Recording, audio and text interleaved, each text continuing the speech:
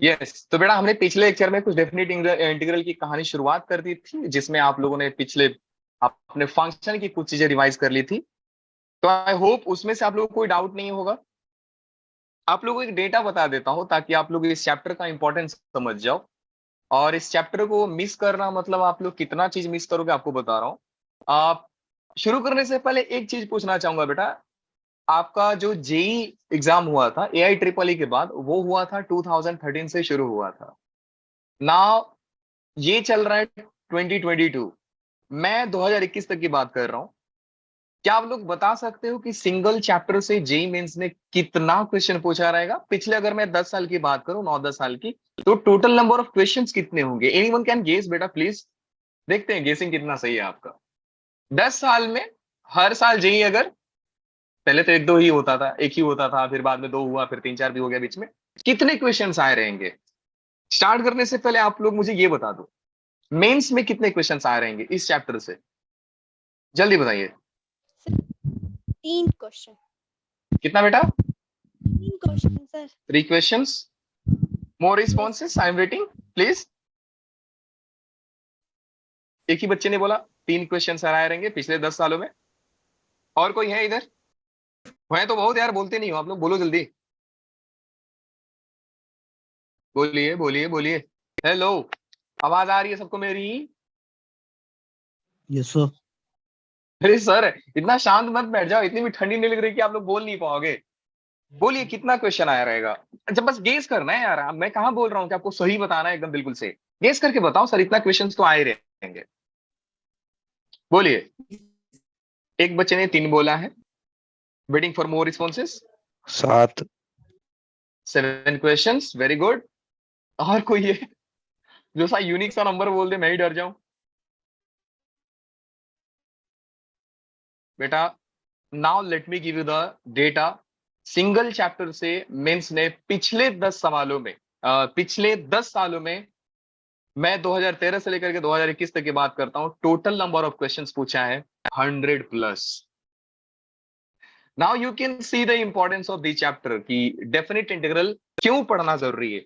I am not saying कि जिस बच्चे को डेफिनेट इंटीग्रल नहीं आता है वो इस पे एफर्ट डाले। बेटा अगर नहीं आता है तो ट्राई कीजिए, आ जाए, क्योंकि अभी आपके पास कुछ समय है। और ये चैप्टर पे अगर आपका कमांड हो गया ना, तो हर साल, गारंटी है, हर साल एक से ज्यादा क्वेश्चन आते ही आते हैं। आप पूरे हिस्ट्री में जाकर देख लो, ऐसा कभी हुआ नहीं कि डेफिनेट इंटीग्रेशन का सवाल आया नहीं। आप 3 और 7 और 10 सोच रहे थे, मैंने आपको डेटा दिया 100+ का। इवन एडवांस ने आज तक इसमें से क्वेश्चन पूछा है, लेकिन एडवांस का मैं पूरा एडवांस बता रहा हूं, जब से एडवांस का एग्जाम हो रहा है। टोटल नंबर ऑफ क्वेश्चन है 85। मैं 2021 तक के डेटा बता रहा हूं। The one chapter is definite integral, second one is straight line. Straight line में से मेंस ने आपका पूछा है 83 to 85, आप 90 तक मान सकते हो क्योंकि मैं इस साल का डेटा नहीं जोड़ा। और एडवांस ने क्वेश्चन पूछा है 73 to 75। तो आप देख सकते हैं बेटा कि ये 2 चैप्टर अपने आप में कितने ही इंपॉर्टेंट। सो जिन बच्चों को इस चैप्टर में बिल्कुल कुछ नहीं आता है, बेटा एफर्ट मान लो, इसलिए मैं ट्राई कर रहा हूं इस चैप्टर को बहुत बेसिक से समझाऊं। इंटीग्रेशन भी बहुत बेसिक से समझाया था, इसको भी आप बहुत बेसिक से समझो। क्योंकि अगर आप मैथ्स में 4-5 क्वेश्चन, 8 क्वेश्चन इजी आते हैं, 8 सही करते हो, 32 मार्क्स आता है।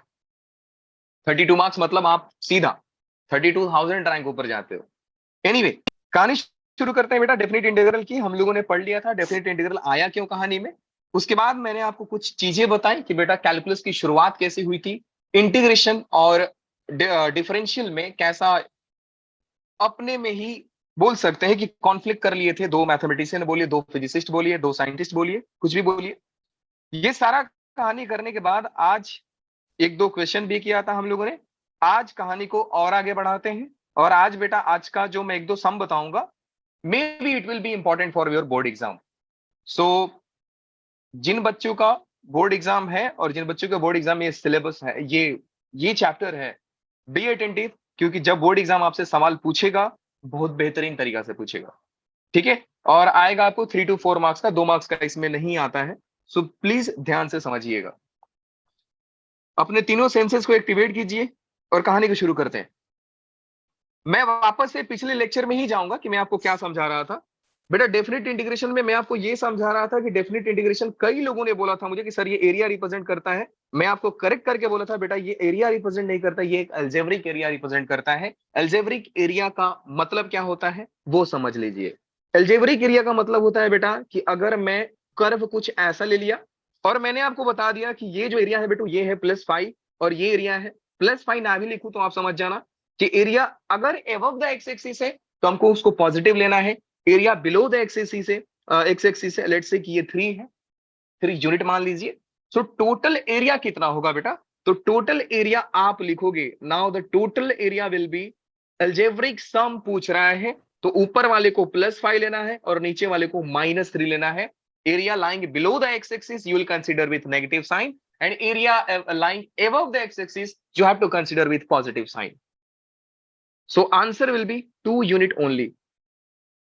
ये फर्क है अलजेब्रिक में और आपका जो एब्सोल्यूट एरिया बोला जाता है, या मैं बोलूं कि आप जो एरिया अंडर कर्व पढ़ोगे उसमें और इसमें ये फर्क होगा कि आप इसमें +5 और -3 विथ साइन कंसीडर करोगे, लेकिन एरिया अंडर कर्व में अगर मैं बोलूं टोटल एरिया कैलकुलेट करना है तो आप टोटल एरिया कैलकुलेट नहीं करोगे।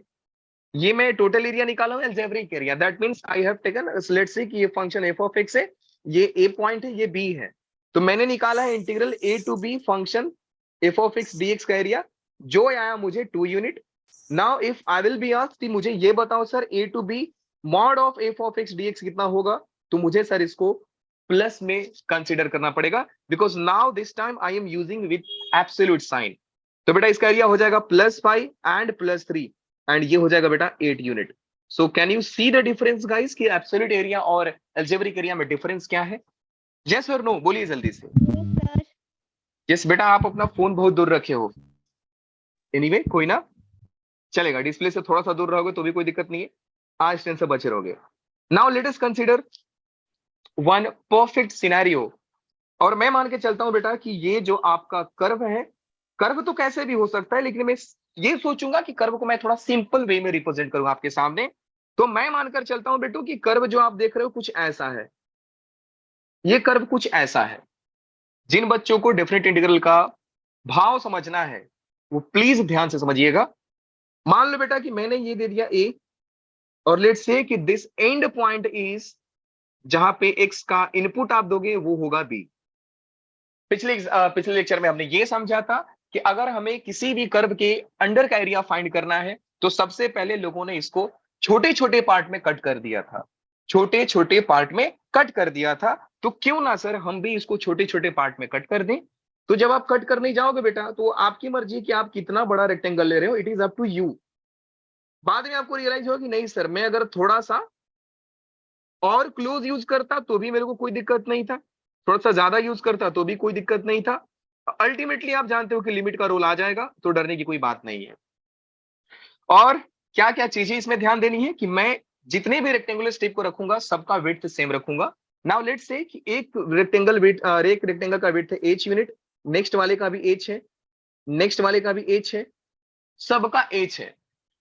अब जो बच्चा समझदार होगा समझ जाएगा कि सर आप यहाँ पे एक एपी फॉलो कर रहे हो because the distance between any two consecutive rectangular strip constant है, सब एच रख रहे हो। इससे फायदा क्या होगा बेटा? इससे फायदा ये होगा कि आप किसी भी रेक्टेंगुलर स्ट्रिप के कोऑर्डिनेट को समझ सकते हो by using the application of arithmetic progression. Now छोड़ते हैं सब बात को और ध्यान देते हैं कि सर अगर ये इनपुट ए है, बहुत ही ध्यान से समझिएगा, अगर ये इनपुट ए है and I am considering the curve of this graph is y equal to f of x, can you tell me guys what will be the coordinate of this point? Anyone please? अगर x a है तो बेटा y कितना हो जाएगा? f of a। ये कैसे मालूम सर? जिनको नहीं मालूम बेटा बस यहाँ पे वैल्यू रखा कीजिए। आप ओरिजिनल इक्वेशन में x का वैल्यू रखोगे, जो भी एक्सप्रेशन आएगा वो y का कोऑर्डिनेट होता है। चलिए कोई ना, नेक्स्ट पे आते हैं बेटा। अगर ये a था, बीच में डिस्टेंस h था, तो a से आप h का गैप ट्रेवल करोगे तो क्या हो जाएगा बेटा? a plus h। So what will be the coordinate of this point? Second point का कोऑर्डिनेट क्या हो गया बेटू? कोई बता सकता है कि अगर x कोऑर्डिनेट है a प्लस h तो y का कोऑर्डिनेट कितना होगा? Into little quick and little louder. f of a plus h, थोड़ा जोर से और थोड़ा जल्दी। Yes sir. Thank you. चलिए बेटा आते हैं थर्ड में। और थर्ड का कोई मुझे बता दे 100 दोनों कोऑर्डिनेट। A plus 2H. क्या प्लस बात है टू यार, H. Perfect. A plus 2H, क्या आप ऐसे ही आप बता पाओगे पूरा? Yes, sir. Very good. तो चलिए आप लोग को एक चैलेंज दे रहा हूं, नाउ एक्सेप्ट माय चैलेंज। आपको एक्सेप्ट करना है कि बी का कोऑर्डिनेट और बी से पहले वाले का कोऑर्डिनेट कितना होगा। ए प्लस एन हाँ। H. A plus N H, very good, क्या बात है यार, A plus NH। N H. और क्या बी से पहले वाले का बता दो क्या। A A plus plus N minus one H. Very good बेटा, आपके लिए जोरदार तालियां होनी चाहिए, लेकिन नहीं बजा सकते हैं, घर वाले बहुत मारेंगे। चलिए ठीक है, इतना तो समझ गए, दैट इज गुड। क्या मुझे आप एक चीज और बताइए कि मैं इसका y कोऑर्डिनेट भी निकालना चाहता हूं, क्या आप निकाल पाओगे? जस्ट से ए प्लस और no. Yes sir. 1 equal to बोलिए। F into A plus 1H. Perfect, plus- क्या बात है बेटा, a plus n minus 1 into h, very F good. of A plus Now NH. this is the coordinate of this point, and Oh. अगर मुझे last वाले point का निकालना है बेटू तो ये हो जाएगा F of A Of A A plus N Very H good. Comma F of A plus N H. Very good, very good, thank you sir, मजा आ गया, बहुत ही मजा आ गया मुझे। और एक कोऑर्डिनेट है बेटा a plus n minus 1h। जिन बच्चों को नहीं समझ में आया, raise your hand, I will address you just now. I will wait for 3 to 5 seconds। अगर आप कहीं से भी मेरे को कोई दिक्कत नहीं लगता है, मैं प्रोसीड करूंगा नेक्स्ट। सो आई थिंक इतना क्लियर है, इसमें कोई खास दिक्कत नहीं है। चलिए बेटा अब आगे चलते हैं। एक चीज और मुझे बताइए कि क्या मुझे, देखते हैं कौन कितना सोच पाता है। अगर मैं बेटा आपसे ये पूछूं कि ये ए पॉइंट से लेकर के और बी पॉइंट के बीच का डिस्टेंस कितना है, कौन बताएगा? Can you tell me the guys? कोई है ऐसा स्पेशल बंदा कि आप ए Summation. से लेकर समीशन तो नहीं होगा बेटा। अच्छा, डू यू अग्री कि बी ये ओरिजिन से लेकर के, चलिए मैं थोड़ा और सिंप्लीफाई कर देता हूं आपके लिए। अगर मैं यहां से यहां तक का डिस्टेंस की बात करता बेटा तो ये है B unit. Yes. Do you agree or not? हाँ जी Yes. सर। और मैं Yes, अगर sir. यहां से यहां तक की बात B करूं minus तो ये है a unit. B minus B minus A. Perfect. So total distance कितना आ रहा है बेटू लोग? ये आ रहा है सर आपका b माइनस ए। एंड क्या मैं b माइनस ए को NH लिख सकता हूं कि नहीं? Yes sir. नहीं नहीं नहीं समझा सर, नहीं समझा सर, वापस समझिए बेटा। ये भी एच है, ये भी एच है, ये भी एच है, ये भी एच है, ये भी एच है। H H H H H, कितना एच? N H. जब एच के वो 2 बार ऐड करते हो तो 2h आता है, 3 ऐड करते हो तो 3h आता है, वैसे एन एच को ऐड करके तो NH ही आएगा ना। Isn't it very simple guys? हाँ जी सर, बहुत Yes. ज्यादा आसान है। तो बेटा please remember this thing, b minus A is equal to NH, क्योंकि ये एक ऐसा चीज है जो आपको क्वेश्चन को सॉल्व करने में हेल्प करने वाला है, तो इसको ध्यान में रखिएगा। b minus A is equal to NH। What is b and what is a? b is the end point of the curve where we are interested कि सर कर्व यहां पे खत्म हो रहा है, एंड a पॉइंट बेटा वो है जहां से कर्व शुरुआत हो रही है। तो कर्व जहां से स्टार्ट हुआ वो a, और कर्व जहां पे एंड हुआ वो b। मतलब आप समझ रहे हो कि आप कर्व के पूरे लिमिटिंग पॉइंट को ले रहे हो, आप पूरे एंड पॉइंट को कंसीडर कर रहे हो। सो b minus A is and point of the curve, and obviously b और a क्या है, इसके x कोऑर्डिनेट है। चलिए वेरी गुड। अब जरा एक चीज और समझते हैं कि अगर मैं इस चीज को ऐसा लिख दूं, एक एक चीज को ध्यान देंगे आपको डेफिनेट इंटीग्रल मजा आएगा, एंड मैंने आपको बता दिया कितना इंपॉर्टेंट है। तो प्लीज जरा अटेंटिव रहिए और बहुत ध्यान से समझते रहिएगा। अगर मैं बेटू ऐसा लिख दूं, अगर मैं ऐसा लिख दूं कि सर आपके पास n रेक्टेंगल्स हैं, और क्योंकि आप इनका एरिया निकालना चाहते हो तो एक रेक्टेंगल का एरिया निकालो और बाकी n मल्टीप्लाई कर दो। क्या मेरा स्टेटमेंट वैलिड होगा कि नहीं होगा? जस्ट से यस और नो। मैं क्या कर रहा हूं, मेरे दिमाग में ऑब्वियस सी बात ये आ रही है कि सर मैं एक रेक्टेंगल का एरिया निकालूंगा, कोई भी रैंडम सा एरिया निकालता हूं।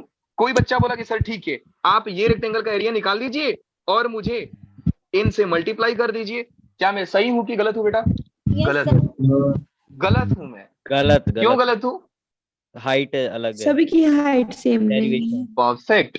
और बेटा यहां से आपको समझ में आना चाहिए कि एडिशन और मल्टीप्लिकेशन में फर्क क्या होता है। मल्टीप्लिकेशन यूज होता है एक क्वांटिटी अगर बार बार रिपीट करती है जैसे मैं आप लोगों को बहुत पहले एग्जांपल दिया था, शायद दिया था कि अगर एक बेंच पे 5 बच्चे बैठे हैं और टोटल के total number of benches are 10, so how many number of student will be there? 10 into 5, 50 students. लेकिन अगर मैं रैंडम कर दूं, कहीं पे 2 रख दूं, कहीं पे 3 रख दूं, कहीं पे 4 रख दूं, और आप मल्टीप्लाई करने चले जाओ, तो समझ रहे हो आपका आईक्यू आइंस्टाइन से भी ज्यादा होगा उस टाइम पे, जो मैं Yes. कैलकुलेट नहीं कर सकता। आप यहाँ पे देख सकते हो कि सर यहाँ पे हर रेक्टेंगल में कुछ ना कुछ वेरिएशन आ रहा है, हर रेक्टेंगल का एरिया दूसरे वाले से ज्यादा निकल के आएगा, और आप बोल रहे हो मल्टीप्लीकेशन की। सर पागल हो क्या? मल्टीप्लीकेशन तो यूनिफॉर्म के लिए यूज होता है ना। आप यहाँ पे अलग अलग हैं, डिस्क्रीट एरियाज आ रहे हैं, और आप बोल रहे हो सर मल्टीप्लाई कर दो। वही ना, वक्त बदल दिया, जज्बात बदल दिया, नहीं कर सकते। चलिए, नहीं कर सकते तो सर दूसरा आइडिया क्या होगा? दूसरा आइडिया सर मैं देता हूं, दूसरा आइडिया मैं देता हूं। हर एक रेक्टेंगल का एरिया निकालिए और ऐड कर दीजिए। बेटा वापस से आपका आईक्यू आइंस्टाइन से ज्यादा है। आइंस्टाइन का आईक्यू 180 था ना, आपका 200 होगा।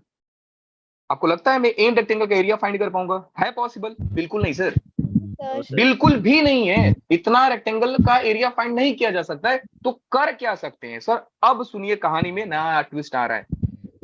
मैं वापस से ये फोटो का एग्जांपल लूंगा। एक बार मैं क्या सोचूंगा, एक बार मैं सोचूंगा इनर स्टेप रीजन लेना, और एक बार लूंगा आउटर स्टेप रीजन लेना। और ध्यान दीजिए, दोनों से ही आंसर सेम आएगा, दोनों से ही आंसर सेम आएगा। आप दोनों में से कोई भी यूज कीजिए, कोई दिक्कत नहीं है। मैं एक बार यूज करता हूं बेटा इनर स्टेप रीजन। जिनको नहीं समझ में आया, ध्यान दीजिए, समझ में आ जाएगा। सर ये इनर स्टेप रीजन क्या है? इनर स्टेप रीजन का मतलब ये होता है बेटा कि मैं रेक्टेंगल को कर्व के अंदर बनाने की कोशिश करता हूं। तो कर्व के अंदर बनाना है सर? हाँ जी सर, बिल्कुल बनाना है। तो आप एक काम कीजिए, एक यहां से बना दीजिए, एक रेक्टेंगल यहां से। बहुत हार्ड चीज तो नहीं है बेटा, ध्यान से सुनोगे तो मजा आएगा आपको, ध्यान से सुनोगे तो मजा आएगा। चैप्टर बहुत मजेदार है, और सच बताऊं तो एंजॉय करोगे इस चैप्टर को। ऑलवेज आपको बीच में दिख रहा होगा सर एक परफेक्ट रेक्टेंगल मिल रहा है, तो बस वही 2-3 मिल रहे हैं। और मैं अगर कर्व को थोड़ा सा टेढ़ा कर देता तो ये और अलग आ जाते हैं। अगर मैं इन सब का हर एक रेक्टेंगल का एरिया निकालता हूं, तो आप बोलोगे सर आप रेक्टेंगल का एरिया निकाल रहे हो, आपके पास कुछ एरर्स भी तो आ रहे हैं, आपके पास कुछ Triangle. एरर्स भी तो आ रहे हैं। वो एरर क्या है सर? ये रीजन एरर है, ये रीजन एरर है, ये सारे के सारे तो एरर वाले रीजन है। तो आप करोगे क्या यहाँ पे? आप यहाँ पे क्या करोगे? लगाना पड़ेगा दिमाग ना। बात समझे दया? हाँ जी सर, समझ गए। ये सारे के सारे एरर वाले रीजन है। अब इनको मिनिमाइज कैसे किया जाए? मिनिमाइज किया जाएगा थोड़ा सा दिमाग लगा करके। मिनिमाइज तो हम कर देंगे, थोड़ा सा दिमाग लगा के मिनिमाइज करेंगे। अब सुनिए ध्यान से बेटा, अगर मैं एक रेक्टेंगल का नाम देता हूं, सर ये वाला हम लोग कंसिडर कर लेते हैं ए, इसको कंसिडर किया बी, ये कंसिडर किया सी, ये पॉइंट कंसिडर किया डी, और ये पॉइंट कंसिडर किया ई, इनर के लिए। तो बेटा एक बात बताओ, यहां से अगर मैं ये लिखूं एरिया ऑफ, बहुत ही ध्यान से दिमाग लगाइएगा, area of region A B E D is greater than area of rectangle A B C D. क्या ये सही स्टेटमेंट है या फॉल्स स्टेटमेंट है? Yes, जल्दी से बताइए। sir. समझ में आया ना बेटा कि कर्व सर ज्यादा एरिया ले रहे हैं एज कंपेयर टू रेक्टेंगल? हाँ जी सर, बिल्कुल ज्यादा ले रहा है, बिल्कुल ही ज्यादा ले रहा है। सो अगर मैं फाइंड करूं, जैसा मैंने आपको बोला कि मैं हर एक रेक्टेंगल का एरिया फाइंड करूंगा, तो कितने लोग जानते हैं कि फर्स्ट वाले रेक्टेंगल का एरिया होगा सर लेंथ इंटू ब्रेथ। मैंने उस दिन बोला था कि हर एक रेक्टेंगल का एरिया होता है लेंथ इंटू ब्रेथ। सर आपका लेंथ मान लो ये हो गया, ब्रेथ आपका ये हो गया। लेंथ आपका, लेंथ मतलब हाइट, हाइट आपका ये हो गया, और ब्रेथ आपका एच हो गया। सो फर्स्ट का एरिया कितना होगा सर? लेंथ बोले तो एफ इंटू ए, और विड्थ बोला तो H, so H into F of A. So now let me write the area of all rectangles. मैं यहां से लिख रहा हूं बेटा एरिया ऑफ रीजन। मैं टोटल कर्व कंसीडर कर ले रहा हूं, अभी टोटल कर्व कंसीडर करता हूं। और टोटल कर्व कंसीडर करना है तो मान लीजिए सर यहाँ पे P है, यहाँ पे Q है, this one is R and this is S। So area of region PQRS ये ग्रेटर होगा एरिया ऑफ हर रेक्टेंगल के सम से। तो पहला वाला एरिया रेक्टेंगल कितना आ जाएगा बेटा? मैं लिख रहा हूं area of all inner rectangle, inner rectangle her inner rectangle के एरिया से ज्यादा होगा। अगर आपको कहीं पे भी लगे सर ये स्टेटमेंट आप थोड़ा सा नहीं समझ में आया, आप गलत लिख रहे हो, please do let me know. Now the area of region मैं को ए से डिनोट कर देता हूं, ये ग्रेटर होगा area of all inner rectangle. एक रेक्टेंगल का एरिया पहले वाले का था बेटा h इंटू एफ ऑफ ए, ध्यान से समझिएगा, ध्यान से समझिएगा, h इंटू एफ ऑफ ए। दूसरे वाले का था बेटा, वेट तो सेम ही है ना, तो h into F of A plus H. हाँ जी सर, ये समझ गया, h इंटू एफ ऑफ ए समझ गया। क्या किसी को डाउट है तो बोलिए नो और यस। No sir. परफेक्ट, क्योंकि आप देख रहे हैं सर, आप जब जब थोड़ा सा आगे जाओगे आपका वाई कोऑर्डिनेट में चेंज आते जाएगा, वाई कोऑर्डिनेट में चेंज आते जाएगा, मतलब समझे आप कि हाँ सर, ये आप कोऑर्डिनेट ले रहे हो, ये कोऑर्डिनेट ले रहे हो, ये वाला आप हाइट ले रहे हो, तो इस हाइट क्या हो जाएगा, F of A plus H, F of A plus 2h, F of A plus 3h, F of A plus 4h, ऐसा ही बढ़ते जाएगा। और मैंने आपको बताया भी कि बेटा एपी फॉलो करेगा। दुनिया का कोई भी चीज है जहां पे आप डिस्टेंस सेम दिखते हैं वहां पे एपी फॉलो होता है। इनफैक्ट बोला जाए तो आप डिस्टेंस इज इक्वल टू पढ़े हो ना, स्पीड इनटू टाइम, वो भी एक एपी के समेशन से फॉर्मूला डिराइव होता है। फिजिक्स वाले ने उसको पता नहीं अलग तरीका से डिराइव किया, मैथ वाले सम ऑफ एपी यूज करके बना देते हैं उसको। ठीक है सर, लास्ट वाला जो होगा आपका, लास्ट वाले को ध्यान दीजिए क्योंकि अब हो जाओगे कंफ्यूज। लास्ट वाले पे ध्यान दीजिएगा बेटा। अगर मैं इनर रेक्टेंगल कंसीडर करता हूं, बहुत ही ध्यान से समझिएगा, अगर मैं इनर रेक्टेंगल कंसीडर करता हूं तो हमारा फोटो कुछ ये आएगा, हमारा फोटो कुछ ये आएगा, मतलब ये कोऑर्डिनेट आपको लेना है। और आप जानते हो कि रेक्टेंगल में आमने सामने वाले जो साइड्स होते हैं सब बराबर होते हैं। तो मैं अगर ये पॉइंट कंसीडर करना चाहता हूं, ये नहीं, बिल्कुल ये नहीं, क्योंकि ये थोड़ा सा ऊपर है, मुझे लेना पड़ेगा इसको। तो ये हाइट मुझे कोई बताएगा, हाँ जी sir, a plus N minus H वाला है, तो इसका बेटा कितना हो जाएगा बताओगे area, h into F of A plus N n minus minus 1 one into sir. H. Very good, very good. अच्छा एक बात बताओ, एक बात बताओ, एरिया अभी बड़ा है, एरिया अभी बड़ा है, लेकिन अगर मैं एक काम करूं कि सर जो आप विड्थ को रखे थे थोड़ा दूर दूर, आप उसको बहुत मिनिमाइज करना शुरू कर दो, कि आप जो विड्थ को इतना दूर दूर रखे हो आप इतना पतला पतला स्ट्रिप कर लो। पतले पतले स्ट्रिप से मतलब क्या होगा सर, एक परफेक्ट रेक्टेंगल बनना आपको शुरू हो जाएगा। अब मैं यहीं पर रखता तो आपको दिखता सर, हाँ सर बिल्कुल सही बोल रहे हो आप, एक बढ़िया सा रेक्टेंगल। और रेक्टेंगल नहीं भी तो आप ये जो एरिया इतना ज्यादा मिनिमाइज कर रहे थे एरर, वो थोड़ा और मिनिमाइज हो जाएगा। तो मैं क्या करूंगा बेटा, लिमिट का कॉन्सेप्ट यूज करूंगा। और लिमिट का कॉन्सेप्ट यूज कैसे करूंगा, मैं लिखूंगा लिमिट और विड्थ को कर दूंगा tending to zero, width tending to zero, मतलब बहुत ही पतला गैप है। ये आपका आता है, इसीलिए बोला जाता है इसको limit, definite integral limit as a sum बोला जाता है, लिमिट एज अ सम। मैंने क्या किया बेटू, हर एक रेक्टेंगल का एरिया निकाल लिया, टोटल n रेक्टेंगल्स थे, उनमें आप उनका विड्थ मिनिमाइज कर दिया, सो एरिया ऑफ डेफिनिट इंटीग्रल मतलब एरिया ऑफ कर्व मैंने निकाल के ला दिया। लेकिन ये तो एक चीज हुआ ना, ये तो एक कंडीशन हुआ कि sir area of curve is greater then, let's say कि स्मॉल एस मैं लिख रहा हूं यहाँ पे, स्मॉल एस का मतलब इनर रेक्टेंगल का एरिया लिख रहा हूं। तो एक पॉइंट तो मेरे को ये आ गया। कोई बच्चा बोलेगा सर मैं तो अंदर वाला रेक्टेंगल नहीं लूंगा, मैं बाहर वाला रेक्टेंगल लूंगा, तो आप कैसे करोगे, आप कैसे करोगे। एक तो पहला कंडीशन ये आ गया कि मैं अगर इनर लेता हूं तो मुझे ये मिलता है, दूसरा कैसे आएगा, ठीक है दूसरा ले लेते हैं। दूसरा में करना क्या है, रेक्टेंगल को बाहर बनाइए, रेक्टेंगल को बाहर बनाइए, और क्या ही करोगे आप, रेक्टेंगल को बाहर बनाइए। और आप क्या कर सकते हैं, कुछ नहीं कर सकते। और आप क्या कर सकते हैं बेटा, क्या यहाँ पे टेस्ट करने का ऑप्शन है, बिल्कुल नहीं है। ऐड करूंगा तो टेस्ट पेज, क्या टेक्नोलॉजी यार, टेक्नोलॉजी के लिए एक लाइक तो बनता है। सर जूम में एक, कैसे करेंगे, क्या बोली बेटा, है जूम ना, में कैसे करेंगे लाइक। रिएक्शन का ऑप्शन आता है।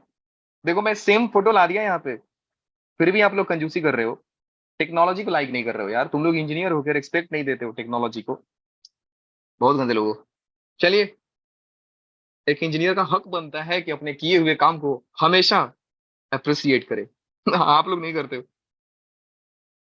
चलिए बेटू आगे चलते हैं, और आगे की कहानी ये थी कि सर अब हम रेक्टेंगल को थोड़ा आगे से बनाएंगे। अब रेक्टेंगल हम कुछ ऐसा बनाएंगे, अब हम रेक्टेंगल कुछ ऐसा बनाएंगे, बहुत ही ध्यान से समझिएगा। अब रेक्टेंगल को अपन लोग ऐसे बनाएंगे सर, भाई साहब थोड़ा अच्छे बन जाओ यार। एक रेक्टेंगल ऐसा बना दिया, फिर मैंने ऐसा बना दिया, आप देख सकते हो कि सर पहले कम कर रहे थे अब ज्यादा करने लगे, ये क्या बात होती है। पहले आप कम कर रहे थे, अब आप ज्यादा करने लग गए। कितने लोग देख लिए होंगे? हाँ सर, बिल्कुल सही बोल रहे हो आप, बिल्कुल ही सही बोल रहे हो आप। अब आप जो एरिया ले रहे हो थोड़ा सा ज्यादा ले रहे हो। तो कितने लोगों को दिख गया, कितने लोगों को दिखा कि सर प्रॉब्लम कहाँ पे आ रही है अभी, कि आप अब एरिया को ज्यादा करने लग गए। और एरिया ज्यादा करने लग गए तो उसको करना पड़ेगा मिनिमाइज, वापस से मिनिमाइज करना पड़ेगा। सर कैसे करेंगे मिनिमाइज, कैसे करेंगे मिनिमाइज सर? बस वही दया, दिमाग लगाओ, जो गड़बड़ है उसको सॉल्व करो, कोई दिक्कत नहीं है। Again, I will consider one rectangular strip, and once again, you have to identify whether I am writing correct statement or not.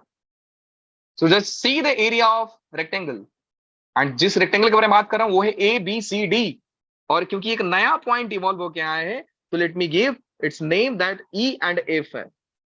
आप समझ गए, E point, F point, A point, B point, C point, D point. अगर मैं बेटू यहां से लिखूं area of region ABED, area of region ABED is less than area of region, कोई बता देगा क्या लिखूंगा मैं? is less than region EF, perfect, क्या बात है, ABEF। क्या मैं सही हूं कि गलत हूं? सर आप कैसे गलत हो जाओगे, आप तो पढ़ाते हो ना, बस ऐसा थोड़ी, हम भगवान थोड़ी हैं, हम भी तो गलत हो सकते हैं। चलिए बेटा, ये आ गया, ये आ गया। और अब सुनिए और कहानी कि सर जब एरिया ऑफ रीजन ABED लिखते हैं और एरिया ऑफ रेक्टेंगल ABD आप EF जो लिखिए तो ज्यादा आ रहा है, तो फिर ज्यादा को हम कम करेंगे, जो कम है उसको और कम करो कि एरर कम आए, और जो ज्यादा है उसको और कम करो कि थोड़ा और एरर कम आए। Again the idea will be same, we will try to minimize, we'll try to keep width as possible we can, जितना कम हो सके कर दो आप, वापस से लिमिट आएगा। मैथ्स इतनी प्यारी चीज है बेटा कि एक प्रॉब्लम सॉल्व करने के लिए लोग एक नया चीज ला देते हैं, ले भाई तू ये यूज कर ले। So this time I am saying कि area of region is again A, क्योंकि मैं PQRS में ही इंटरेस्टेड हूं, but this time this area is less than area of each rectangular strip जो मैं ऊपर वाला लिया हूं। सो पहले वाला एरिया हो जाएगा H into F of A। बेटा ध्यान से सुनिएगा कहां पे डिफरेंस आएगा, मैं आपसे ही पूछूंगा कि डिफरेंस कहां पे है, बताएं मुझे। फिर आ जाएगा H into F of A plus H, फिर वापस से आ जाएगा F into A plus 2H। I will be more happy जो मुझे कोई लास्ट वाला बता दे। ये लो, into A plus NH। क्या बात है यार, जिनको नहीं समझ में आया बेटू यहां से देख लो कि अब मैं रेक्टेंगल ये वाला कंसिडर कर रहा हूं, ये वाला। तो मेरे लिए हाइट जो होगा ना बेटा, अब ये होगा ये, अब ये हाइट कौन था, A plus NH। Thank you so much बेटा, क्या बात है। अब ये हो गया F of A plus NH। फर्क बस यही है कि आप जब इनर रीजन लेते हैं तो A plus N minus 1H होता है, क्योंकि आपको एक स्टेप पहले ही अपने आप को कंप्रोमाइज करना पड़ता है, और जब थोड़ा लास्ट वाले स्टेप पे जाते हैं, बाहर रेक्टेंगल जाते हैं, तो लास्ट वाला स्टेप भी काउंट हो जाता है। अगेन आप जानते हो कि सर ये आपका स्टेटमेंट तब सही होगा जब आप इसको लिमिट कर दीजिए H इंटू, फंडा अगेन सेम ही है बेटा, H आप लिख लीजिए या आप इसको ऐसा लिख लो, F of A plus F of A plus H। ऊपर में नहीं लिखा था, यहाँ पे लिख दिया। इसका मतलब ये है कि आप ऊपर वाले को भी ऐसा लिख सकते हो, कोई दिक्कत नहीं आएगा आप। अच्छा एक बात बताओ, मैं अगर इनर रीजन लू या आउटर रीजन लू, क्या B minus A equal to NH यहां पे भी आ रहा है? सेम ही तो रीजन है, आप टोटल B लिए हो। ओ, मैंने कुछ गलती किया था, किसी ने बताया नहीं। सर ये A थोड़ी है, और बताए भी नहीं, बताओ कितने महान इंसान हो आप लोग। बेटा ये है ना, चलिए तो बीच का हो जाएगा A minus H। Let me correct this one also, इसको भी जरा सही कर लेते हैं, थोड़ा हो जाता है ना भावना में इधर उधर। हाँ सर गलती माफ है आपकी। क्यों माफ है सर? क्योंकि आप हमें पढ़ा रहे हो, थैंक यू। चलिए बेटा ये हो गया। अच्छा अब मैं मान के चलता हूं कि मैं इस एरिया को कैपिटल A से रिप्रेजेंट कर देता हूं। Again the moment I will use concept of limit, this will be equal to S, approximately equal to S हो जाएगा। अब यहां से एक क्लियर फंडा यहां से निकल के आएगा बेटू, क्लियर फंडा दिखाई दे रहा है कि सर आप इक्वेशन 1 और इक्वेशन 2 में देखेंगे, आप इक्वेशन 1 और इक्वेशन 2 दोनों ही रिजल्ट को कंबाइन करेंगे तो आपको एक समझ में आएगा sir area of region is greater than और equal to inner region. Inner region मतलब area of inner region and less और equal to outer region, that is capital S. This is something you have to keep in mind always. अब बोलो sir क्यों? क्योंकि बेटा MCQ यहां से frame होगा, एमसीक्यू यहां से फ्रेम होगा, एमसीक्यू यहां से फ्रेम होगा। और किसी को डाउट है कि सर अब कैसे लिखा जाए, तो एक और लिख देता हूं कि एरिया जो होगा h into sigma r is equal to 1 to n f of a plus r minus 1 into h। ये भी याद हो जाए, वेल एंड गुड। नहीं याद हुआ कोई दिक्कत नहीं सर, कोई दिक्कत नहीं है बेटा, ये भी याद हो गया तो भी, नहीं याद हो गया तो भी। जिन बच्चों को सिग्मा से प्यार है उनके लिए मैं लिखा हूं। Again you have to think, क्योंकि फिजिक्स का सवाल है। Give your thought at least for 5 to 10 minutes. चलिए आते हैं, सवाल एक ही कराऊंगा क्योंकि मैं पहले बता चुका हूं बेटा ये बोर्ड के लिए इंपॉर्टेंट है। जेई इस पे सिर्फ एमसीक्यू फ्रेम कर सकता है, बाकी कुछ नहीं करेगा। जेई इस पे सिर्फ एमसीक्यू फ्रेम कर सकता है और आज तक रिकॉर्ड है कि कभी इस पे सम नहीं किया गया है। इनफैक्ट एक डेटा और आपके साथ शेयर करना चाहूंगा कि आप डेफिनेट इंटीग्रल के सवाल को देखिए, मेंस में देखिए या एडवांस में देखिए। मेरे हिसाब से सिर्फ एक ही बार ऐसा हुआ है, मैं 2013 से लेकर के 2021 तक बात करता हूं, इनफैक्ट 22 भी ले लो तो कोई दिक्कत नहीं, क्योंकि पिछले साल का भी क्वेश्चन मैं आपको करा चुका हूं। एक भी ऐसा डेफिनेट इंटीग्रल का सवाल नहीं है जो सिर्फ और सिर्फ अलजेब्रिक फॉर्मेट में आ रहेगा, है ही नहीं। एक छोड़ के आपको बता दे रहा हूं, 2017 शिफ्ट 2 जनवरी का था। 2017 शिफ्ट 2 जब हुआ था, 2017 में तो नहीं था जानना, जब भी हुआ था शिफ्ट 2 में हुआ था, जाकर देखिएगा। अभी तक का रिकॉर्ड में सिर्फ एक ही ऐसा क्वेश्चन आया जिसमें आपको बहुत ही प्यारा सा 1/quadratic के फॉर्मेट में आया, नहीं तो आज तक नहीं आया है। जब भी आपको इंटीग्रल का सवाल आएगा, ट्रिग्नोमेट्री उसमें डालेगा, या तो जिंट डालेगा, या तो मॉडुलस डालेगा, या तो फ्रैक्शनल पार्ट डालेगा। इसलिए मैं आपको कल सिखाया था बेटा, नहीं है तो आप इन सारी चीजों से प्यार करके बैठो, क्योंकि मैथ से तकलीफ वहीं पे होगी जो आपको नहीं आता है। नाउ अगेन आते हैं वापस इस कहानी में और सॉल्व करने की ट्राई करेंगे। ऑब्वियस बात है, वापस बोलना चाहूंगा, बोर्ड के लिए इंपॉर्टेंट है, 3 to 4 मार्क्स लिए आएगा। सॉल्यूशन देखिए बेटा, पहला चीज कि सर आपको एक कर्व सा है, 0 to 2 एरिया फाइंड करना है। हम कुछ नहीं जानते, हमको इतना पता है कि sir b minus A N H होता है। आप इनर रीजन लो, आउटर रीजन लो, दोनों में कहानी यही थी। अच्छा एन और एच में कंफ्यूज मत होना रे, एन और एच थोड़ा बहुत सिमिलरिटी दिखती है इसमें। बी का वैल्यू कोई बता पाएगा बेटा? बी का वैल्यू इस क्वेश्चन को देख करके कोई बता पाएगा? 2 परफेक्ट। एंड ए का वैल्यू 0 क्या बात है यार, वेरी गुड। शून्य। ओ माय गॉड, आपके लिए रिस्पेक्ट है बेटा, आपने भारतीय होने की लाज रखी। NH is equal to 2। Again कोई ऐसा एलियन ना मिल जाए जो बोले नॉट, नथिंग, उसको देशद्रोही घोषित करके देश से निकाल देंगे। चलिए तो NH का वैल्यू मैंने सही लिखा है, हाँ जी बिल्कुल लिखा है सर सही। NH का वैल्यू 2 है। जब जरूरत पड़े आप H का वैल्यू लिख सकते हैं 2/n, और जब जरूरत पड़े आप N का वैल्यू लिख सकते हैं 2/h। आपकी मर्जी है, जब जैसा तब तैसा। आपको एरिया निकालना है। सो एरिया का फॉर्मूला क्या है बेटा? एरिया का फॉर्मूला हम लोग मानकर चलते हैं सर, लिमिट ध्यान से समझिएगा, h टेंडिंग टू 0। कहानी था सर h इंटू, अब मैं सीधा सीधा पूरा ही लिख रहा हूं, h into F of a plus F of a plus h। Be very very very attentive now, a plus h, a plus 2h, a plus, sir इतना क्यों लिख रहे हो आप? लास्ट वाला लिख दो, हम लोग भी बोर हो जाएंगे इतना लिखोगे तो। ठीक है सर, आपकी बात मानते हैं और डायरेक्ट n को लिखते हैं। कहां से आया? ऊपर से आया था। a is equal to limit h tending to 0। क्या कोई मुझे बताएगा h का वैल्यू कितना है? हाँ सर बता देंगे, क्या है बेटा कोई बता दो। 2/n। क्या बात है, 2/n, वेरी गुड। अब जरा मुझे बताओ f ऑफ a का वैल्यू कितना है?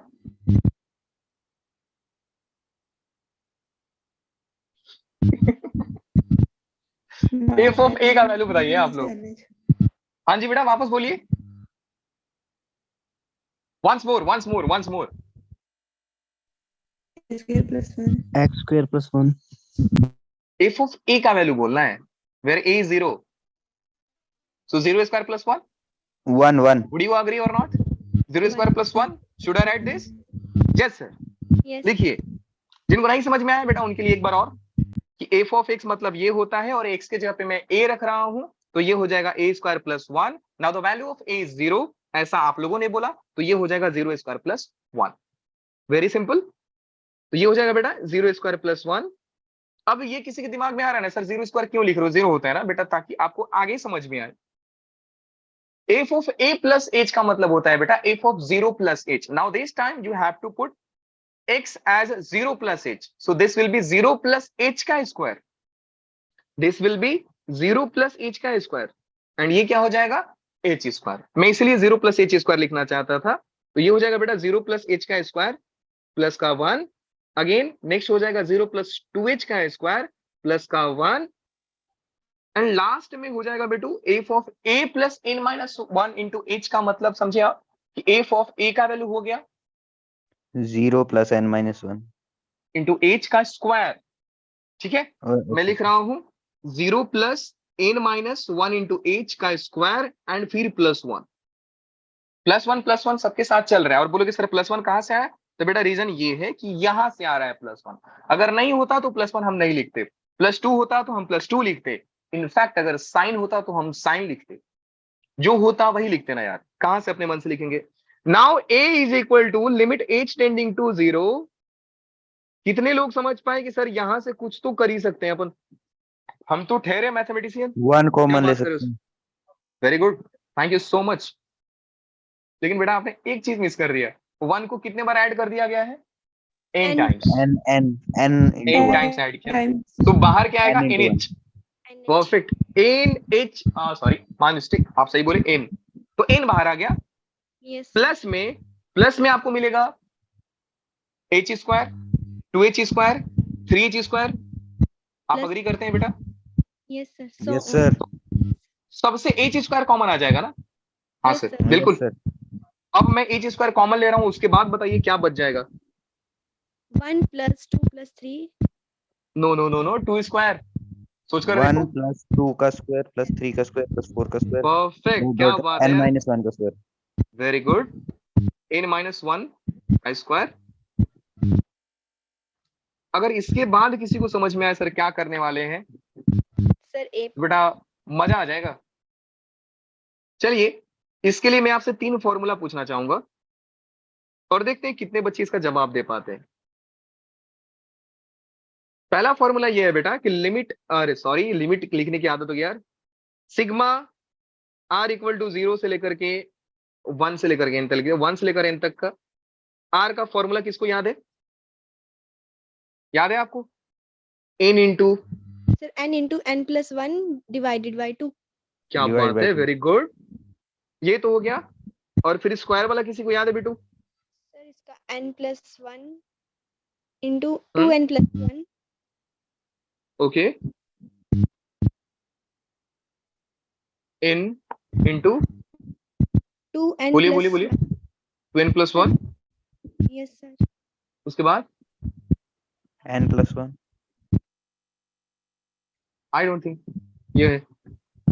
मेरे जैसे n into n minus 1 into 2n plus 1 होता है. Yes sir. मेरे हिसाब से ये होता है. किसी को लग रहा है गलत है तो बेटा प्लीज मेरे को बता दीजिए, क्योंकि मैं भी थोड़ा भूल गया. r इज इक्वल टू 1 से लेकर के n तक r क्यूब का फॉर्मूला क्या होता है? ये किसी को याद है? n plus 1 upon 2 का whole square. Perfect, very good. ये फॉर्मूला होता है बेटा, याद रखिएगा. सेकंड वाला में still I am confused. Can you please confirm it once again? n into n minus 1 into 2n plus 1 by 6. I think I am right. जल्दी बता दीजिए. सर ये होता है. देख लीजिए एक बार, और कुछ नहीं. आपको भी संतुष्टि मिल जाए, हम भी सेटिस्फाई हो जाए. सस्पेंस क्यों रखे? थोड़ा बहुत क्लियर कर लेते हैं ना. 2/n प्लस, सॉरी प्लस नहीं है, 2/n into 2/n into 2/n into n plus H square, and यहाँ पे मैं लिख रहा हूँ, अच्छा कोई मुझे बताएगा बेटा कि यहाँ पे n की जगह पे क्या लिखा जाएगा? n-1, क्योंकि जब total number of terms n होते हैं तो हम n लिखते हैं, but this time total number of terms are n-1, तो n की जगह पे आपको n-1 रखना पड़ेगा। बेटा फॉर्मूला सही है, एक बार कंफर्म करके बताएंगे आप लोग मुझे प्लीज? Yes sir. सही है, सर एक बार चेक करके बताते हैं। जल्दी बताइए। n into n-1 into 2n plus 1/6, I think यही होता है, लेकिन थोड़ा बहुत मेरे को डाउट है तो क्लियर कर लेते हैं। n square n perfect n-1, n-1 रखोगे तो हो जाएगा n-2, फिर हो जाएगा 2n plus 1, 2 into n-1, that is 2n-2 plus 1, that is 2n-2 plus 1, that is 2n-1 हो जाएगा, डिवाइड बाई 6। मैंने कुछ नहीं किया है बेटा, सिर्फ और सिर्फ मैंने n की जगह पे n-1 लिखा है। क्या मैं सही हूं बेटा? कंफर्म करेंगे मुझे?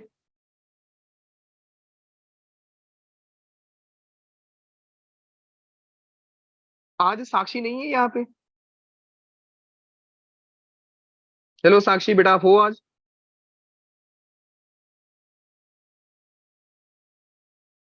नहीं है लगता है। चलिए, हेलो हेलो हेलो, आवाज आ रही है मेरी? सही है बेटा कि नहीं? यस सर सही है। पक्का ना? अरे देवा, n+1 है sir, n into n+1 2n plus. हाँ मेरे को वही डाउट था, इसलिए चलिए थैंक यू बेटा सो मच। n+1 लिखा तो n+1 की जगह पे आप लिखोगे n into n-1, n-1 cancel, तो बस कुछ नहीं होगा, ये गायब हो जाएगा, ये गायब हो जाएगा, और कुछ नहीं। Now this time this is right. अच्छा, अब एक काम और करते हैं बेटा, मैंने आप लोगों को बोला था कि जब जरूरत पड़ेगा मैं h का वैल्यू निकाल लूंगा, तो यहाँ पे h स्क्वायर है, so let me right the value of h again. तो h का वैल्यू क्या था, कोई बताएगा? 2/n, ये हो गया 2/n का स्क्वायर, यहां से हो गया n-1। जितने लोग समझ पा रहे हैं समझ लीजिए, मैं क्या लिख रहा हूं, n कॉमन ले लिया, n क्यूब हो गया, यहाँ पे हो जाएगा 1-1/n। Please be very attentive, मैंने n कॉमन लिया है तो ये हो जाएगा 2-1/n। बहुत ध्यान से समझिए, मैं कॉमन ले रहा हूं, एंड कॉमन बार बार लेना होता है, और बार बार मैं बोला भी हूं बेटा कॉमन लेना तो बहुत ढंग से लेना, क्योंकि एक ऐसा चीज है जहां पे आप सिली मिस्टेक कर दोगे। ये हो गया बेटा limit as tending to 0, 2/n का मल्टीप्लाई कर देते हैं, 2/n ये n कैंसिल हो जाएगा, ये हो जाएगा 2 प्लस 2/n का होल क्यूब, तो मैं लिख रहा हूं 8/n³ इंटू में n³ इंटू में 1-1/n 2-1/n divide by 6। Calculation थोड़ा सा आपको गलती करा सकता है, तो इस स्टेप से बचिएगा प्लीज, एग्जाम टाइम बिल्कुल बचिएगा। n tending to 0, 2 plus n³ ने n³ को मार दिया, आपके पास बचा 8 इंटू 1-1/n, और ये हो गया 2-1/n डिवाइड बाई 6। कोई दिक्कत नहीं है, आप n का वैल्यू लिख सकते हैं 2/h, आप n का वैल्यू लिख सकते हैं, ध्यान से समझिएगा थोड़ा बहुत कंफ्यूजन होगा। h टेंडिंग टू 0, मैं n का वैल्यू लिख रहा हूं 2 प्लस 8 इंटू 1-n का वैल्यू है बेटा 2/h, जब 2/h लिखूं तो h ऊपर जाएगा, तो ये हो जाएगा आपका h/2, 2 minus 2/h that is h/2 again, whole divide by 6। ये तो जब भी आप लिमिट का वैल्यू 0 रख दोगे तो कितनी अच्छी बात है ना, ये 0 हो जाएगा, ये 0 हो जाएगा, क्योंकि 0/2 तो 0 ही होता है ना। फाइनली मिला क्या आपको? Finally you left with a is equal to, limit का कहानी खत्म, 2 plus 8 into 1 into 2 divide by 6। 6 so final answer is 2 plus 2 3s are 6, 8/3, and this is 6 14/3. Now this is your answer. And once again we have to mention the unit here, square unit, क्योंकि area बात पूछा जा रहा है ना, square unit. Answer हो गया बेटा सो एरिया जो आया कर्व का वो आया ये। बेटा एक बार मेरे को थम्स अप देंगे कि आपको समझा है कि नहीं। वंस सर, अगेन जब it is very lengthy but not difficult. चमका कि नहीं चमका, जैसे यस और नो। आपने जब n स्क्वायर कॉमन लिया था ना, उसके बाद कैसे आया n क्यूब कॉमन लिया था? क्या आप इस स्टेप के बारे में बात कर रहे हो बेटा, ये वाला? Yes sir. ओके देखिए, यहां पे n पहले से था, इस ब्रैकेट से मैंने n को बाहर निकाला। चलिए मैं यहीं पे समझा यस देता हूं आपको। यहाँ पे आप जब n को कॉमन लेगो बेटू तो ये हो जाएगा n into 1 minus 1 by n। नहीं है तो मल्टीप्लाई करके देख लो ना आप, n का मल्टीप्लाई 1 के साथ n हो जाएगा, फिर minus n into 1 by n cancel होकर क्या हो जाएगा आपका। अच्छा एक बात और बता रहा हूं, अगर इसमें भी कंफ्यूजन है ना तो इसको और सिंप्लीफाइड वर्जन में समझिए आप, कि मैं multiply and divide by N कर दिया, मैं multiply and divide by N कर दिया, तो यहां पे मैंने एन से मल्टीप्लाई किया और एन से ही डिवाइड कर दिया। यहां पे एन था, फिर मैंने एन से मल्टीप्लाई कर दिया, ये वाला एन तो एज इट इज है, और इसके लिए मैंने एन से मल्टीप्लाई कर दिया और एन से डिवाइड कर दिया। तो आप देख सकते हैं बेटा यह हो गया N 1 minus 1 by N into N पहले से था यहाँ पे, तो 2n by N is 2 minus 1 by N. अब n कितने बार है, 1 2 3, तो ये हो गया n क्यूब क्योंकि मल्टीप्लाई में है, and you left with 1 minus 1 by N 2 minus 1 by N. क्या बेटा आपको चमका अभी? Yes thank you. और किसी को कोई दिक्कत बेटा जल्दी बताइए, आगे भी सर। चलना है, आ गया समझ में? Yes sir. Yes Thank you. Sir. Thank you बेटा। चलिए आपका यूनिट ये है। मैं आपको वापस से बताऊंगा कि बेटा बोर्ड के लिए जितने भी लोगों को ऐसा प्रॉब्लम होगा प्लीज नोट कर लें इस बात को कि जब भी आपको ये सवाल पूछा तो 3 to 4 मार्क्स के लिए आएगा। अगर आपका नसीब सही हुआ, हो सकता है कि यही क्वेश्चन आ जाए, लेकिन मे भी ना आए। बोर्ड में क्या है। हाँ जी, अब थोड़ा बहुत नोट पॉइंट देख लेते हैं। बहुत ही ध्यान से समझिए एक एक चीज को कि now you are entering into the competitive zone. अब मैंने आपको बोर्ड से उठा करके कॉम्पिटिटिव एग्जाम में लाने की कोशिश किया है, तो अब ध्यान से फोकस होना बहुत जरूरी है।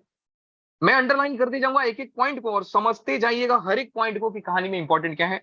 बेटा once again the meaning of continuous is very very important here, कि अगर कोई कर्व है और वो कंटिन्यूअस है, now again the question is कि सर मुझे कैसे समझेगा कि कोई कर्व कंटिन्यूअस है कि नहीं।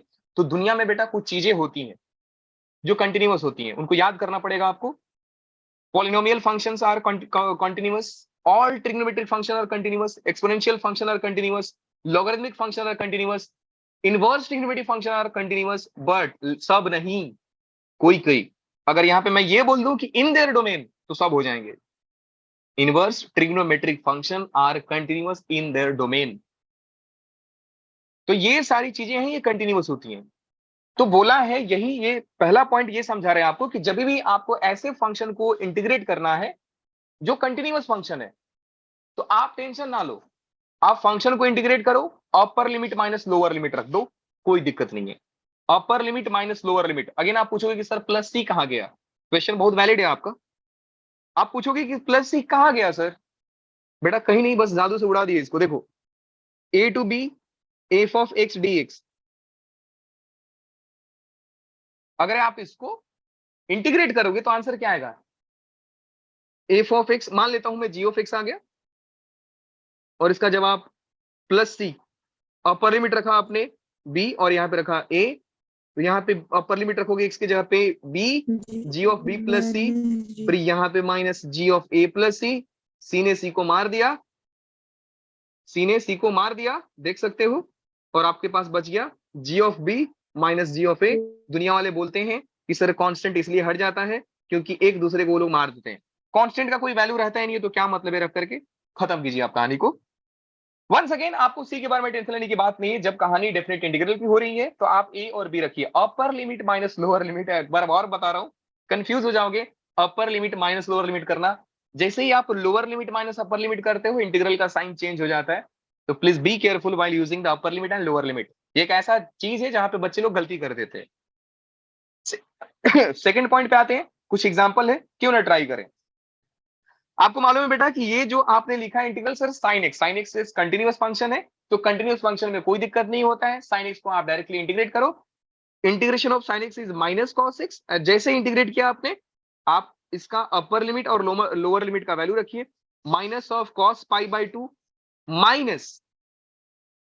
माइनस ऑफ cos 0, या माइनस कॉमन ले लो ना, क्या ही फर्क पड़ता है, आप माइनस कॉमन ले लो, क्या फर्क पड़ता है। cos पाई बाई 2 बेटा 0 होता है, minus minus plus cos 0 is 1, so answer is 1। I will request you guys, please do remember the area of sin x from 0 to pi by 2, बहुत हेल्प करेगा आपको। sin x का area आप 0 से pi by 2 तक याद करके ही रख लो, याद करके ही रख लो कि सर इतना सा एरिया जो आप लिख रहे हो ये होता है 1 unit.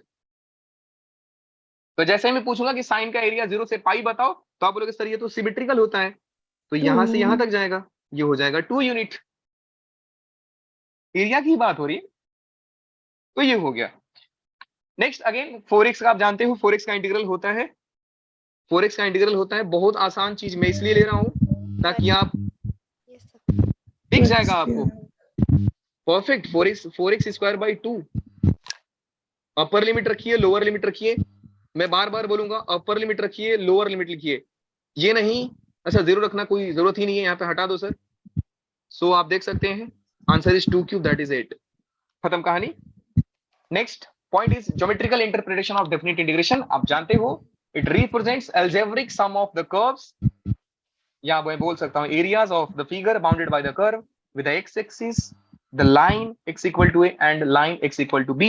Once again let me make you understand बेटा कि x equal to a and x equal to b क्या होता है। लाइन passing through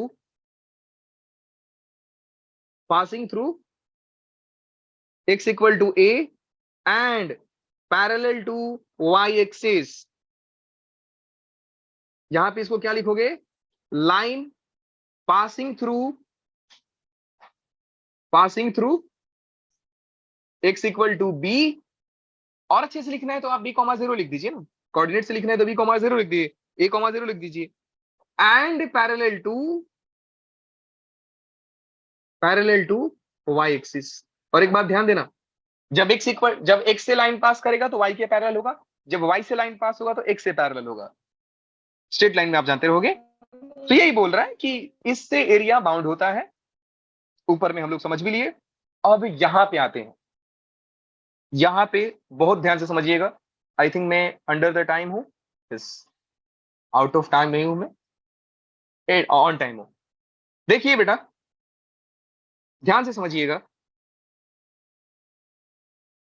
एक एक चीज को समझाऊंगा, वापस बोल रहा हूं ये सब एरिया आपका कॉम्पिटिटिव जोन का है। पहला बोला है फंक्शन पॉजिटिव हो, फंक्शन पॉजिटिव होने का मतलब होता है बेटू कि आपका जो एरिया कर्व होगा वो एक्स एक्सिस के ऊपर लाई करेगा, एक्स एक्सिस के ऊपर लाई करेगा, कर्व होगा आपका एक्स एक्सिस से ऊपर लाई करेगा। अगर आपका ये है फंक्शन, या बोलिए फंक्शन नेगेटिव है, तो एक्स एक्सिस के नीचे लाई करेगा, एक्स एक्सिस के नीचे लाई करेगा। और अगर आपका कर्व पॉजिटिव है, फंक्शन पॉजिटिव है, तो एक्स एक्सिस के ऊपर लाई करेगा। तो पहली बात तो पक्की बात हो गई सर कि जब ये कर्व ऊपर लाई करेगा तो फंक्शन पॉजिटिव है।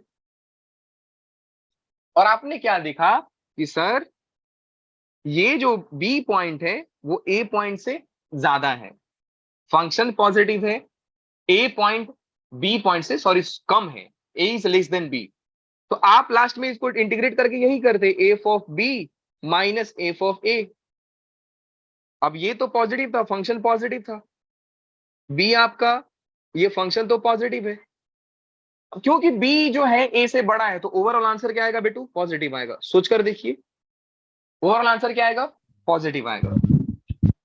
तो यही बोल रहे हैं ये कि अगर फंक्शन पॉजिटिव है और ए मतलब अपर लिमिट ज्यादा है लोअर लिमिट से, तो आप बोलेंगे कि पूरा का पूरा इंटीग्रल का वैल्यू पॉजिटिव आएगा।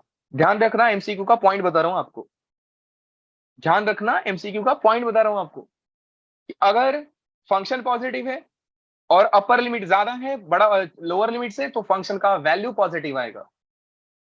इसका मतलब समझे आप, इसका मतलब समझे कि ए और बी छोटा हो बड़ा हो, आपको क्या रखना है, हमेशा ए को बी से छोटा रखना है।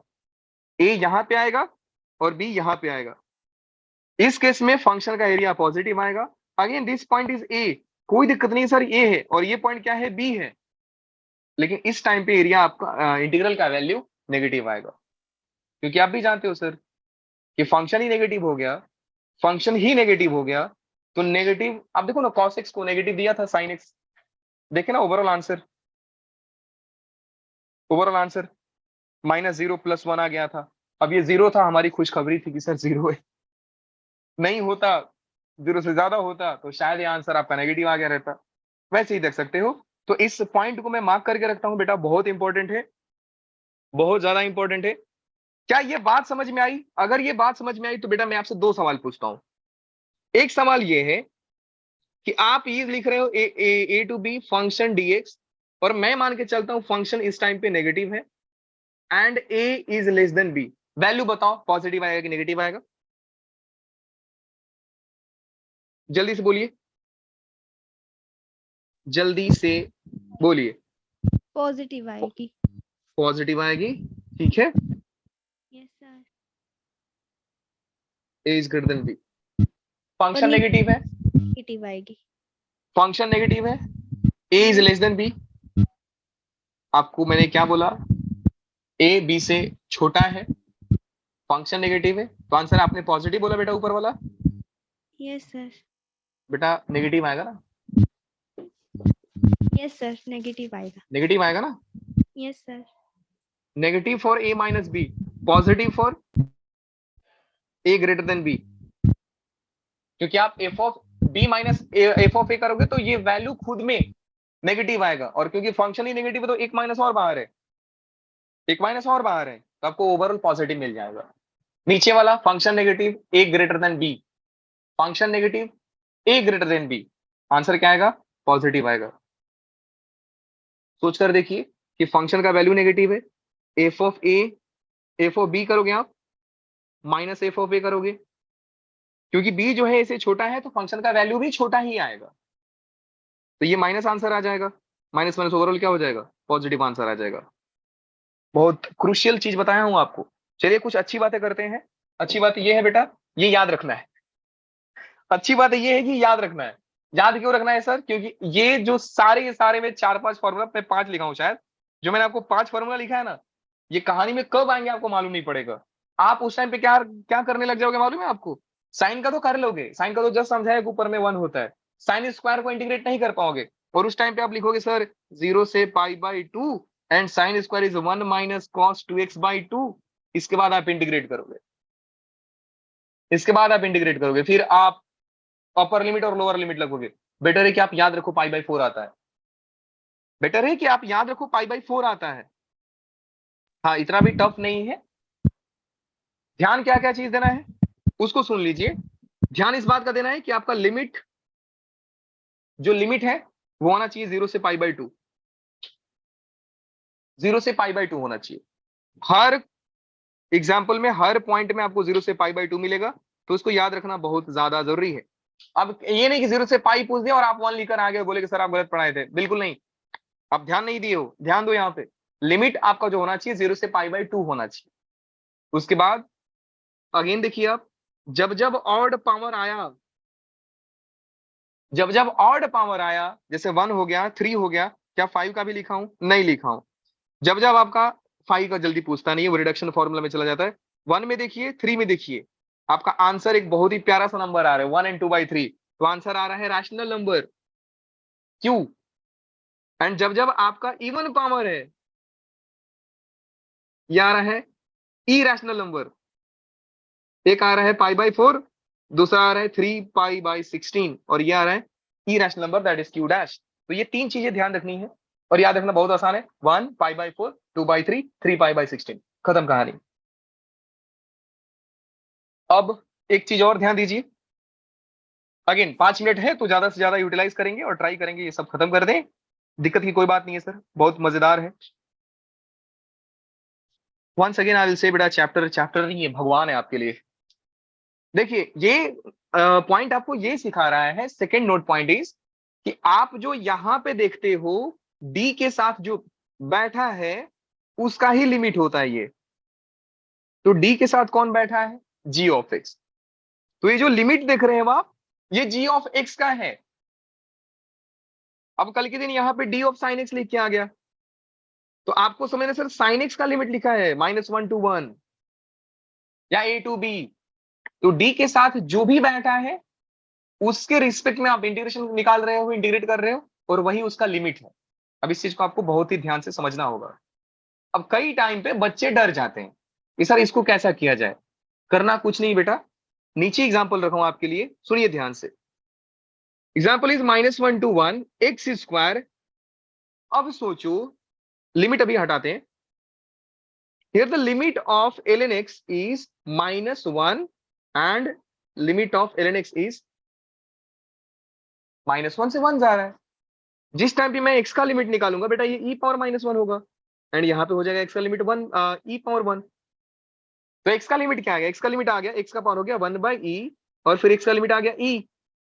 x का लिमिट तो आ गया, लेकिन क्या आप ये काम कर सकते हो, डेरिवेटिव ऑफ ln x निकाल सकते हो? हाँ सर निकाल सकते हैं। कितना होता है? 1/x dx। ये जो पहले इतना सा बेकार दिख रहा था ना, x square d into ln of x, करना कुछ नहीं है, मन से डर निकाल दीजिए, ln x को डिफरेंशिएट करो, और डिफरेंशिएट करते टाइम ये भी देख लो कि ln x का लिमिट जब यहां से यहां तक था तो x कब कहां से कहां तक जाएगा, तो वहां पे भी अब आप लिमिट लिखोगे बेटा, तो ये हो जाएगा 1/e से लेकर के e तक। वंस अगेन -1 पे 1/e आया, तो मैं -1 की जगह पे 1/e लिखूंगा। 1 पे इसने e दिया है, तो मैं 1 की जगह पे e लिखूंगा। इस बात को ध्यान दीजिएगा। मैं ये नहीं देख रहा हूं कि सर 1/e छोटा है, e बड़ा है, नहीं बिल्कुल नहीं, मैं लिमिट के अकॉर्डिंग वैल्यू रख रहा हूं। इसके बाद समझ गए आप कि सर x ने x को मार दिया, और बहुत ही आसान सी चीज है अब तो, ये तो हो गया x dx, और इसका इंटीग्रेशन नहीं आता है, इसका इंटीग्रेशन नहीं आता है। सर इतना बेइज्जती ना करो, आता है yes sir, x square by 2, x square by 2। उसके बाद क्या करना है, कोई मुझे बता देगा?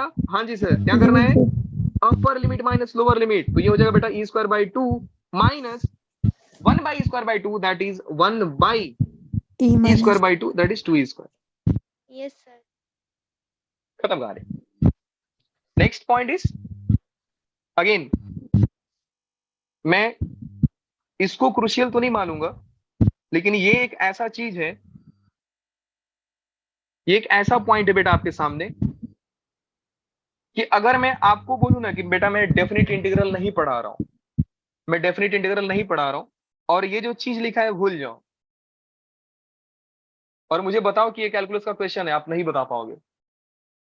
सो द आइडिया इज कि आपको क्लिक करना चाहिए कि हाँ सर मैं यहां पे यूज कर सकता हूं। मैं सेम चीज आपको कंटिन्यूटी में बताया था।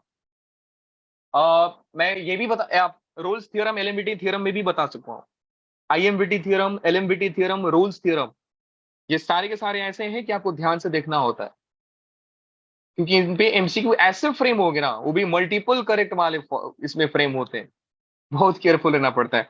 सोच कर देखो ना बेटा, ये क्वेश्चन किस एंगल से आपको कैलकुलस का लग रहा है? किस एंगल से कैलकुलस का लग रहा है? सर नहीं लग रहा है। लिखा है if this equal to 0 then prove that equation this must have a root 0 to 1। पहले ये समझिए रूट का मतलब क्या होता है। रूट का मतलब ये होता है बेटा कि पहला बोला है कि इंटीग्रल आपका 0 होना चाहिए, पहला चीज ये बोल रहा है कि इंटीग्रल आपका 0 होना चाहिए, a टू b में आपका जो फंक्शन है इंटीग्रेंड है उसका इंटीग्रेशन 0 होना चाहिए। अब क्योंकि ये डेफिनेट इंटीग्रल एक अलजेब्रिक सम देता है, तो गारंटी है सर कि ये 0 तभी आएगा जब ऊपर वाला एरिया और नीचे वाला एरिया बराबर हो। सोच कर देखो कि सर 0 तो तभी आएगा ना जब ऊपर का एरिया और नीचे का एरिया बराबर हो, क्योंकि जितना ये प्लस पे दिया, मान लो ये दिया +8 और नीचे वाला दिया -8, क्योंकि एक्स एक्सिस के नीचे हम -8 कंसीडर करेंगे, तब जाकर ये 0 होगा ना, तब जाकर ये 0 होगा ना कि sir area lying above the X axis is equal to area lying below the X axis. उस टाइम पे आपका डेफिनेट इंटीग्रल का वैल्यू 0 आता है। अब ये ऐसा नहीं कि फोटो ऐसा ही होगा, हो सकता है कि कोई बच्चा फोटो ऐसा बना दे, हो सकता है कि कोई बच्चा फोटो ऐसा बना दे, ऐसा बना दे, फिर ऐसा बना दे, फिर ऐसा बना दे, फिर ऐसा बना दे, भाई ऐसा बना दे, है पॉसिबिलिटी। और मान लो ये ए है, ये बी है, ये -a है और -b है, क्या इनका टोटल एरिया का सम 0 नहीं आ रहा है? ये भी 0 आ रहा है। फर्क क्या देखा आपने कि जब मैं एरिया लेता हूं ए से लेकर के बी तक, लेट मी राइट इधर P2Q और यहां पे लिखने दो P2Q। तो जब जब एरिया 0 हुआ मेरे को ये समझ में आया सर कि ग्राफ, देखो बहुत ऑब्वियस सी बात है लेकिन बहुत इंपॉर्टेंट है कि जब जब एरिया 0 हुआ है सर, आपका ग्राफ एक्स एक्सिस को कट किया ही है, एटलीस्ट 1 तो कट किया ही है। यहां पे देखिए कितने बार कट किया सर, 1 बार, 2 बार, 3 बार। ऊपर वाले में कितने बार कट किया, 1 बार। यहाँ पे टच किया है, कट नहीं किया है। सो अगर एरिया 0 हुआ तो गारंटी है सर कि एक ना एक रूट तो आएगा ही आएगा। More than 1 root is possible. So what is the critical point here, at least 1 root will lie, 1 root will lie in between in P2Q, guarantee lie करेगा। if this is 0 then this will be, if this is 0 then area आपका root lie करेगा, guarantee है।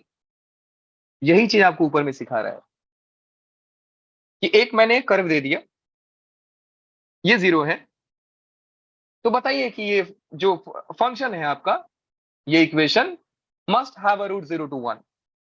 Idea क्या है बेटा, function को integrate कर दो, फंक्शन को इंटीग्रेट कर दो, कर देते इस तरह इंटीग्रेट, फंक्शन को इंटीग्रेट करो। बिलीव में बेटा बहुत क्रुशियल चीज बता रहा हूं आपको, बहुत ज्यादा ही क्रुशियल चीज बता रहा हूं। सो इंटीग्रेट कर दो, कहां से कहां तक, 0 से लेकर 1 तक में। क्या इंटीग्रेट करोगे, X square plus B X plus C. Integrate करके देख लीजिए कितना आ रहा है, इंटीग्रेट करके देख लीजिए कितना आ रहा है। इंटीग्रेट करोगे बेटा तो कितना हो जाएगा, 0 to 1, एक्स स्क्वायर का हो जाएगा x power 3/3 plus B x square by 2 divide by 2 plus c x. And कहां से कहां तक जाना है, 0 से लेकर 1 तक।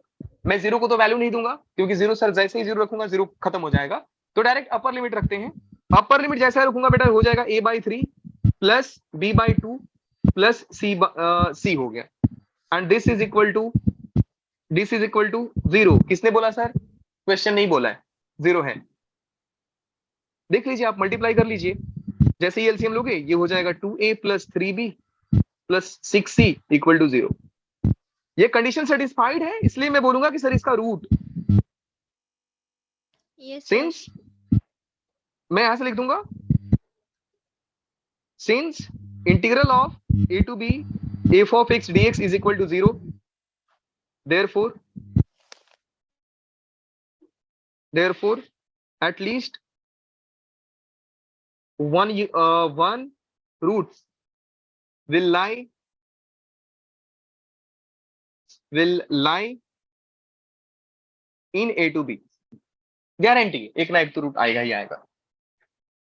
आई होप बेटा आपको समझ में आ गया। इसको जरा सोच कर आइएगा, इसको जरा सोच कर आइएगा। जाते जाते एक क्वेश्चन आपके लिए, आंसर देके जाओ, last question of the day. सोचिए और जवाब दीजिए। Again the time is only 30 second for you. मैं स्क्रीन शेयर बंद कर दिया क्या? Yes sir. ओहो सॉरी सॉरी सॉरी।